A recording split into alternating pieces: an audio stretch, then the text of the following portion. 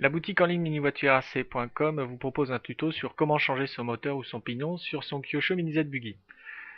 D'abord, moi j'ai monté un Mini Z, un X-Speed AWD 2.4 avec pignon de 13, parce que pour moi en intérieur ça donne un bon compromis, suffisamment de pêche pour maîtriser la glisse dans les virages et d'accélération pour faire les jumps. Parce que d'origine en 11 ça chauffe beaucoup. Donc on va regarder comment faire. D'abord, on va dévisser les cosses du moteur en ayant bien sûr le châssis éteint.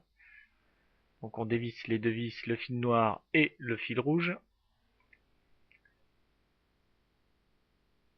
Voilà, c'est fait.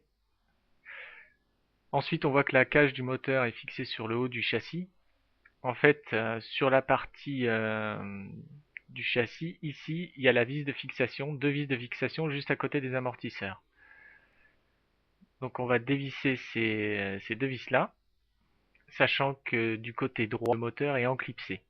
Donc une fois les vis dévissées, il suffira de prendre vers l'arrière de la cage, ici, soulever, ça fera une rotation et on enlève la cage du moteur avec son moteur.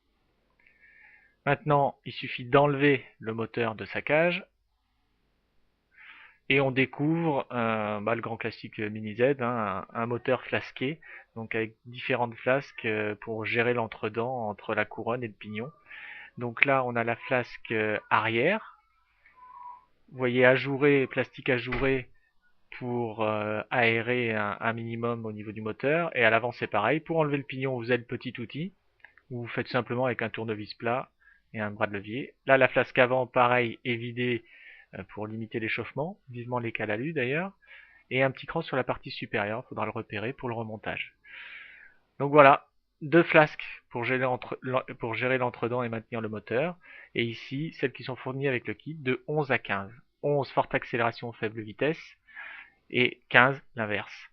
Moi je préconise le 13, moi ça me va plutôt bien le 13 avec un X-Speed AWD. Et donc quand vous avez choisi soit votre moteur soit votre pignon, vous refaites la manip inverse, ça prend 2-3 minutes.